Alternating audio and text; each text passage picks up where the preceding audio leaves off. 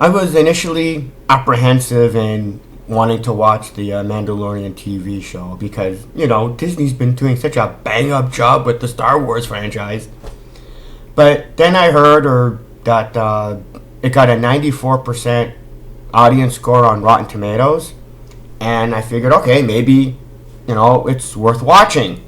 Because I don't really care about the critic score, but it's getting to the point now where the audience score is just as irrelevant and useless. Because I ended up watching the episode, and then I realized, oh yeah, the same people that had to purposely ignore all the stupid in the Boys TV show and gave it a high score, and the same people who had to purposely ignore all the stupid in John Wick 3 and still gave it a high score, and all the people who had to purposely ignore all the stupid in Infinity War and Endgame to give it a high score. You're the same people that watched The Mandalorian and had to purposely ignore all the stupid just so that it could get a high score. So I'm here to explain to you and show and reveal to you all the stupid you have to purposely ignore just to give the score a high, just to give the show a 94. Because I'm here for you. I do this for you. It's just the kind of guy I am. Now, because it was only it's a TV show, I'm going to go through from the beginning, and the stupid ranges from really stupid to not that stupid. So we start at the beginning at the bar fight scene, right? Where the Mandalorian wants to get the blue skin guy, right? And a bar fight happens. And there's the three guys. Now, the Mandalorian doesn't kill any of the three guys, doesn't knock them out, right? Just basically punches them and they fall down. And none of them get back up and fight again. None of them shoot him back. Like the squid face guy, right? Instead of going there and turning around and shooting him, he decides to run away. And only until he gets caught by the Mandalorian's grappling hook, then he turns around and decides to fire. What's it called? The pauldron? Why is it that when everybody hits the Mandalorian, they always hit his pauldron? They do. Watch the show again. Every time the Mandalorian gets shot and he gets hit, they always hit the same pauldron, because he always does this. That's all they ever hit. Okay? The squid face guy hits the pauldron. The what's his face? The bounty droid.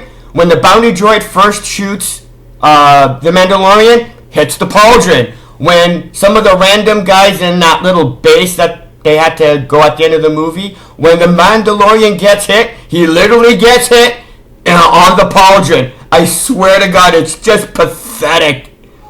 Nobody can hit him in the chest area or anywhere else. Or, the face. Anywhere. No. Always the pauldron. So then he gets the blue guy or whatever he was, right? And he goes, I need to get passage to the yards. Because that's where his ship is. The yards.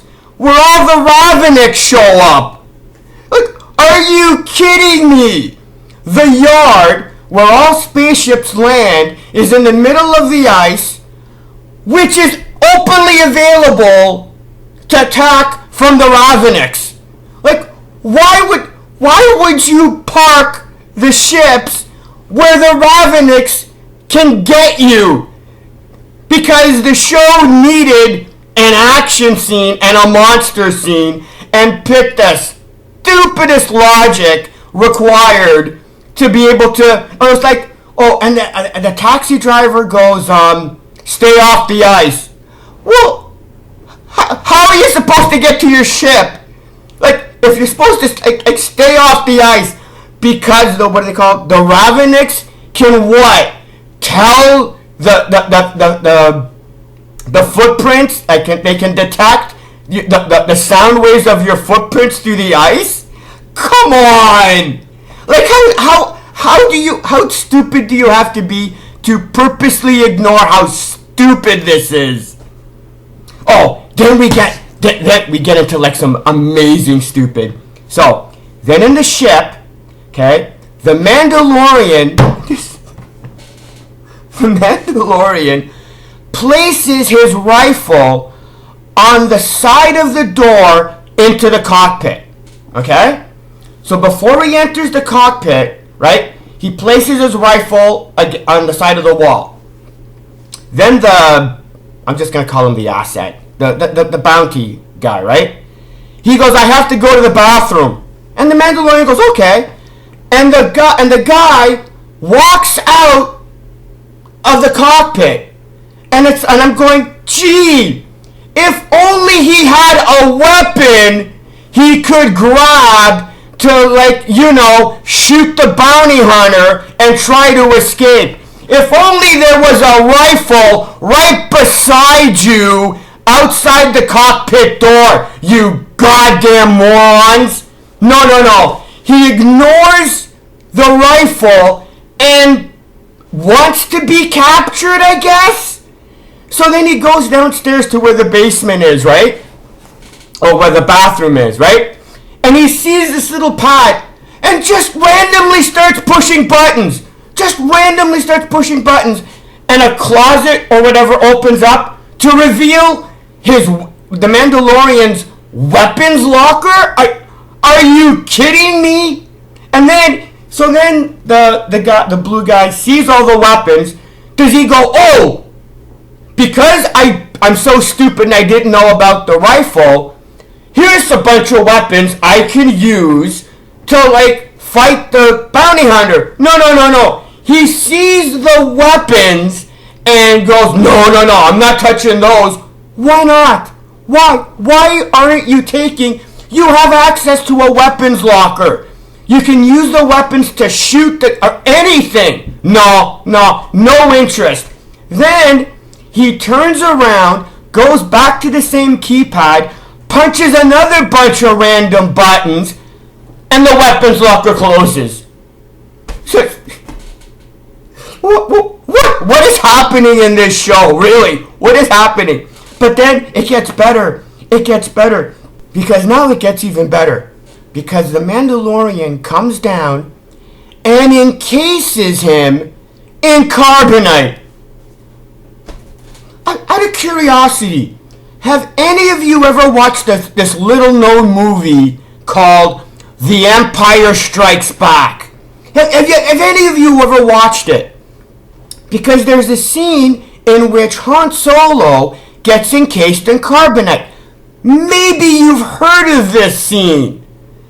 Now, did you by chance remember the process that it took to encase Han Solo in carbonite? So how in the hell was the Mandalorian able to replicate that process on his ship? What? Did he have the travel pack version? I mean, come on!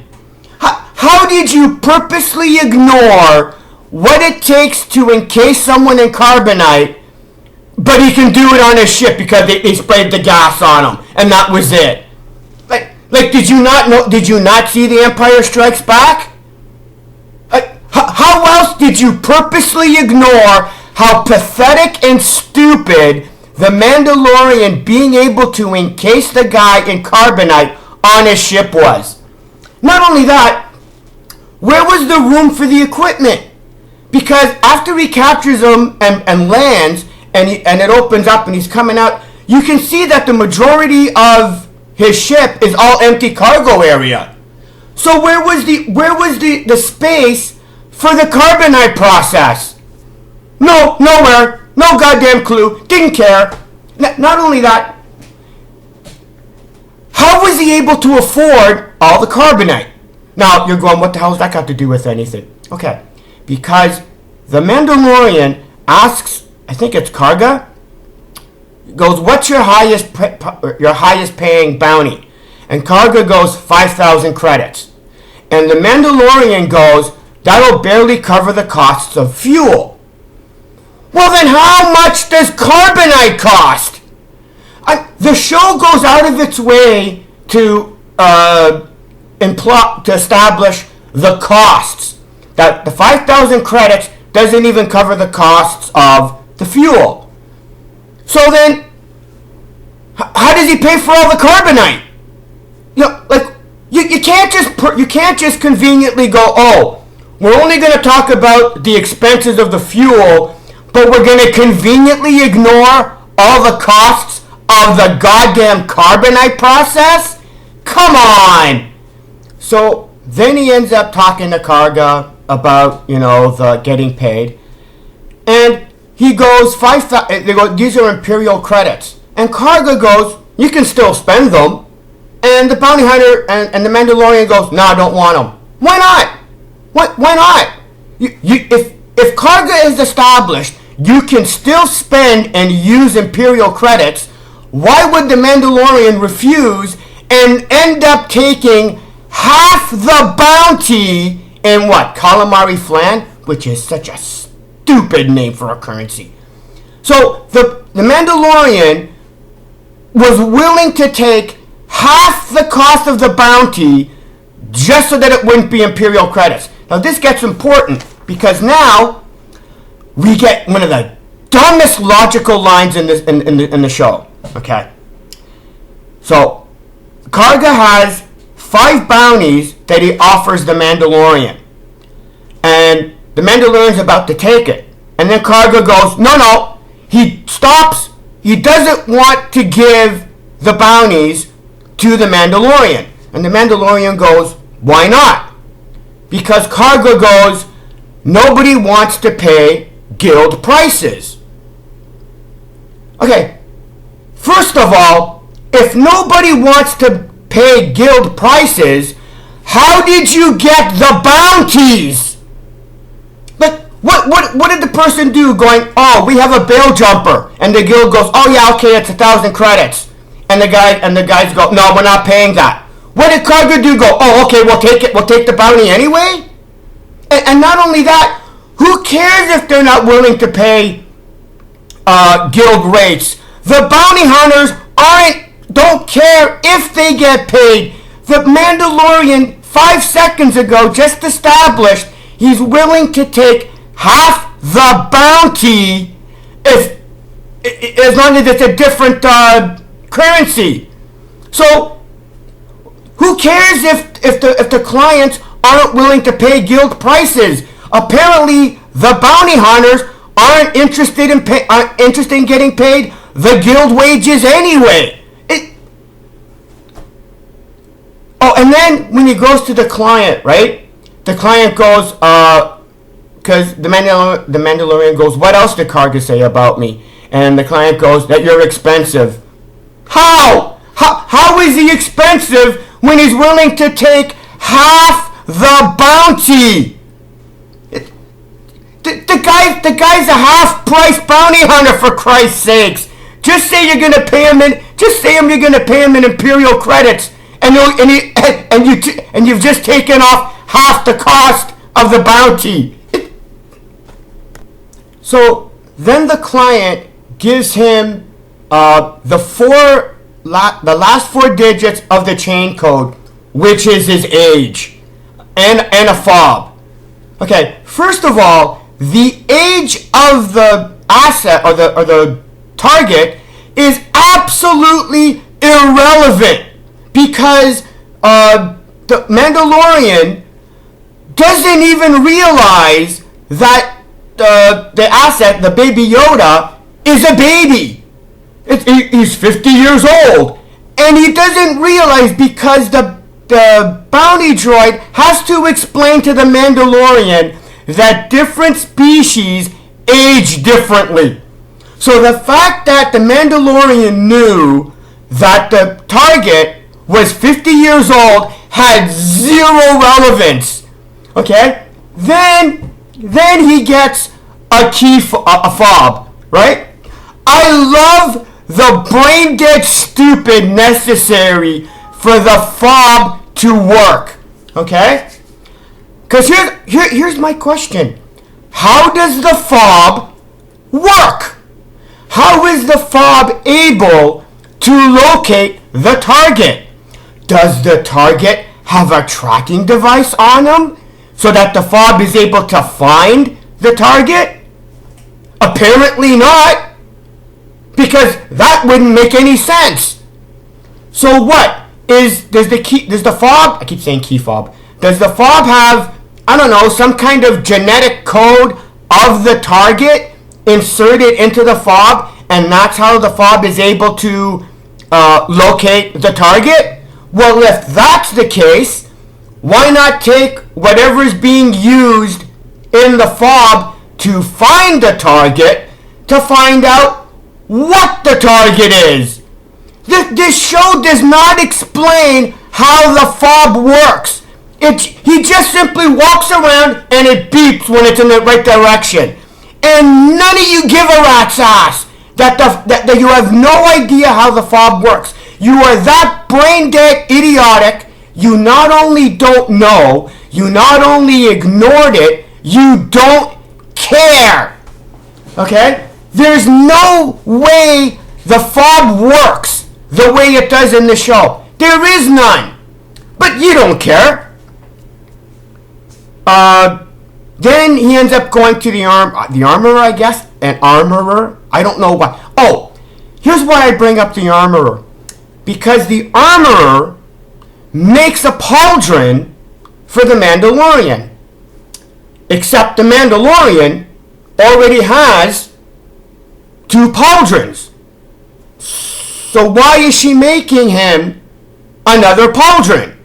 No reason. It's not like it's got the signet. He's going to get the signet later.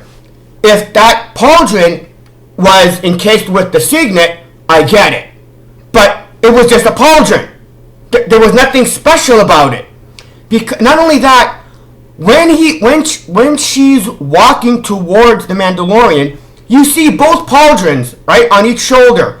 But then when she gets right beside him, the pauldron's gone.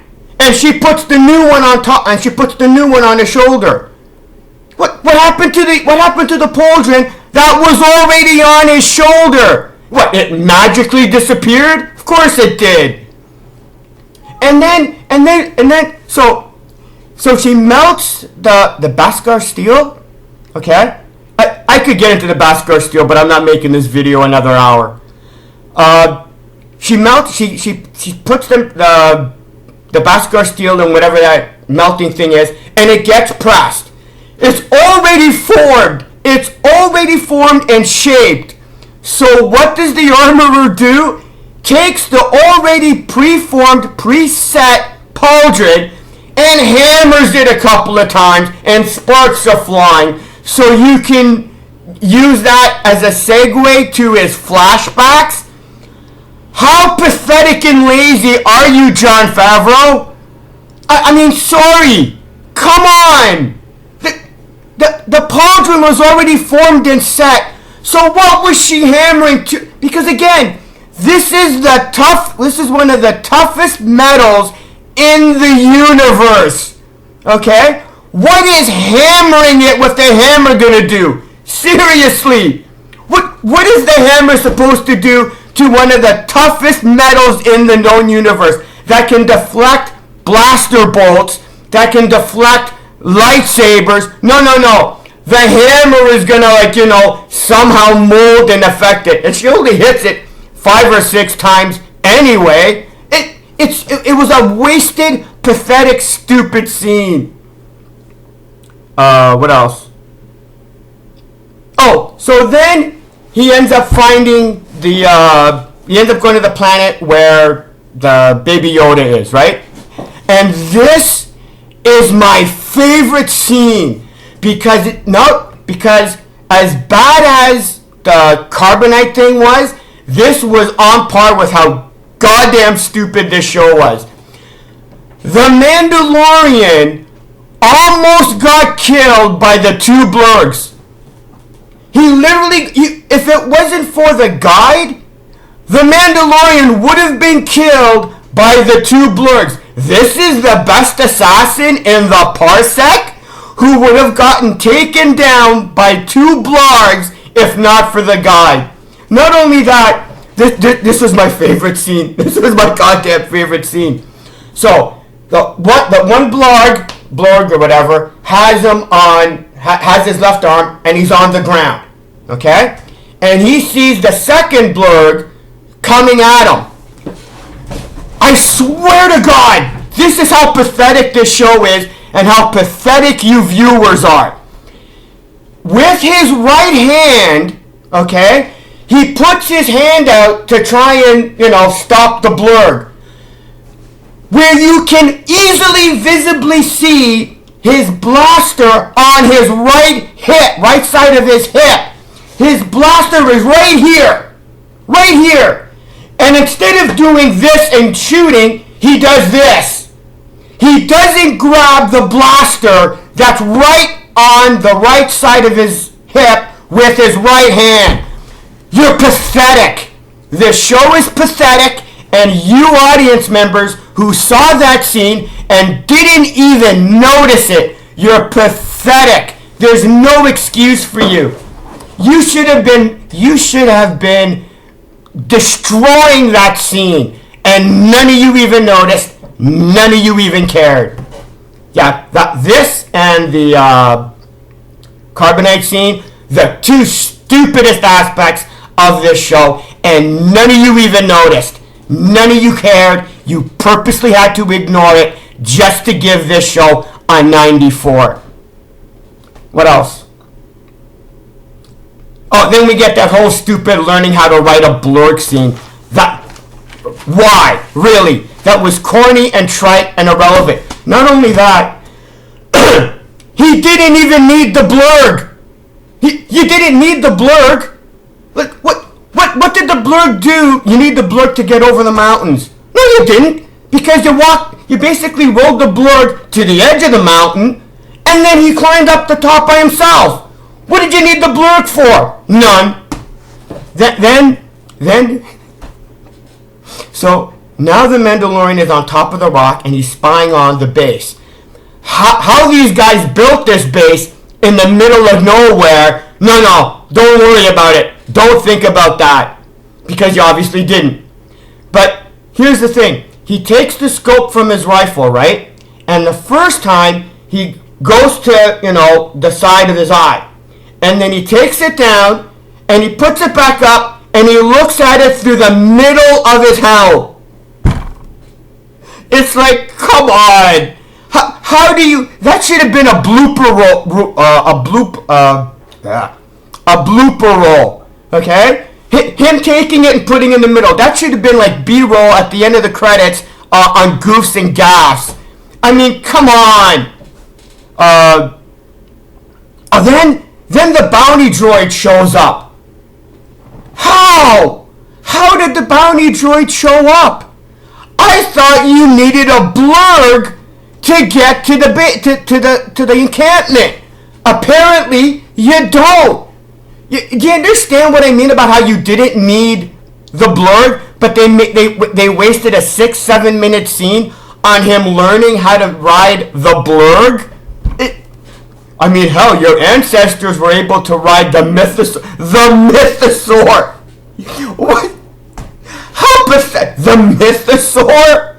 That's the name of the ancient creature. That was pathetic. Okay, hold on. Where was I? Now, here's the problem with the... then we have the bounty droid. Okay? Why is there a bounty droid? But did Karga give two bounty hunters the same bounty? Apparently, it's not supposed to work that way. So how did the battle droid get the bounty? Not only that, who did he get the bounty from? Because it couldn't have been... Excuse me. It couldn't have been the same person that hired the Mandalorian, because the client that hired the Mandalorian wanted the baby Yoda alive. But at the end of the episode, the bounty droid says the commission was clear. the asset must be terminated. So it couldn't have been the same person who hired the Mandalorian. It had to have been somebody else. But it's a battle droid. The battle droid is basically running this bounty through the guild. So did the bounty droid get the bounty through the guild, through Karga? Well, if that's the case, why did the Mandalorian have to go one-on-one, but the bounty droid didn't? But then it would have been a different client. How and why was the battle droid there? Who hired him? How did the battle droid get hired? Did he have to go? The bounty droid being there makes no sense and doesn't work. But they needed the bounty droid there to be able to kill everybody in the encampment, because the Mandalorian was useless. The Mandalorian, who's supposed to be the best bounty hunter in the parsec, did jack shit because the bounty droid killed 95% of the, I don't know who they were, raiders, I guess? But because I don't even know if they were protecting Baby Yoda or if they were or if they had captured Baby Yoda. It doesn't really establish who they were in the first place. So I'll just call them the raiders. The bounty droid basically is standing in the middle of the encampment with dozens of raiders all around them. None of them shoot him, and he's just shooting them all like fish in a barrel. Why did you even need the Mandalorian? The bounty droid, was it the IG-88? I don't think it was the IG-88. I can't remember what. Because I don't even think it says what number it was. It just says an IG droid. And the thing about him hating droids, do you want to know why the Mandalorian doesn't like droids? Okay? Screw all these ridiculous fan theories. Here's the reason why the Mandalorian doesn't like droids. It's his only characteristic. It's his only character personality aspect. That's the only personality aspect of the Mandalorian you know. Okay? He hates droids. That's it.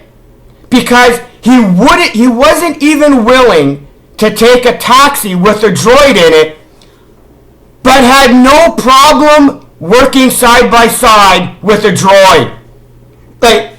So exactly how much does he not like droids? But all the fan theories on why he won't work with a droid literally falls apart when the Mandalorian actually works with a droid at the end of the episode. Shit. So anyway, so they get the fight scene and whatever. Now, I love this scene. I love how pathetic this scene was. Because the Mandalorian ends up running, and he ends up running in front of a doorway, okay? And he's facing away from the door. And so behind him, the door opens, and there's a guy behind him, okay? One of the raiders. The door's open, and the raider comes out and pushes the Mandalorian. That's all he does. That's the surprise attack of the raiders. Every other raider in this encampment has a blaster, except the one guy that was able to sneak up behind the Mandalorian. How goddamn convenient that was. And it's not like the raider, body tackled him or punched him or hit him with a stick. No. The doors open up and all he does is pushes him. Pathetic. It was pathetic. Anything else? Oh yeah, then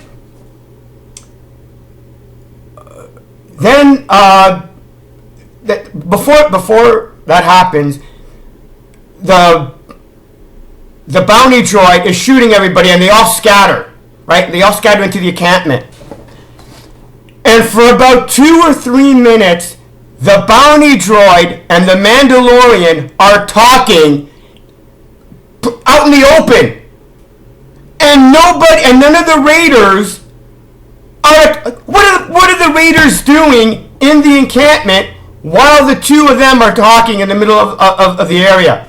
Nothing. They're just what? They were waiting until, they finished their conversation. They didn't want to be rude and interrupt their conversation. So they waited until it was done and then went, yeah, you know what, we waited long enough. And then just start firing. It was just, the fights, as much as people make fun of the fights in the original Star Trek, they were genius compared to the stupidity of the fight scene in this episode. Because the bounty droid literally just said, oh, we're trapped, cover me. The bounty droid walks out into the open and just starts firing and shooting everybody. And nobody can hit the bounty droid. Like, we're trapped. No, and he wants to self-destruct. Why? Just walk into the middle. They're hitting you and it's still not doing any damage. Hell, that hover laser cannon hits the bounty droid square in the chest 5 or 6 times and doesn't take out the bounty droid. It just knocks him down and then 10 seconds later he gets back up again. He got hit dead square in the chest 5 or 6 times by that laser cannon and didn't damage the damn bounty droid. What was the bounty droid afraid of? Do you understand? Of course you don't. Anything else? The only thing left is the Baby Yoda. And obviously it's not Baby Yoda, but I don't even think they've established what species Yoda is. Because if they have, I don't know what it is. So I'm just going to call it the Baby Yoda. But I love the Baby Yoda. Okay? You want to know why I love the Baby Yoda? Because the Baby Yoda is such obvious, blatant, in-your-face, the equivalent of clickbait. Because that's the only reason you want to watch episode 2. Like, if I were to ask you, why do you want to watch episode 2? You're not going to say, because I want to know the further adventures and story of the Mandalorian. That's bullshit. Your reason for wanting to watch episode 2 is, you want to find out what happens with what the Baby Yoda is. The Baby Yoda is now the focus of whatever story arc it's going to be. This show knew that it was so lame and so nothing that it needed the Baby Yoda just to get you to keep watching this show. That's how bad this show is, that it needed a Baby Yoda to get you to keep watching this show. Just...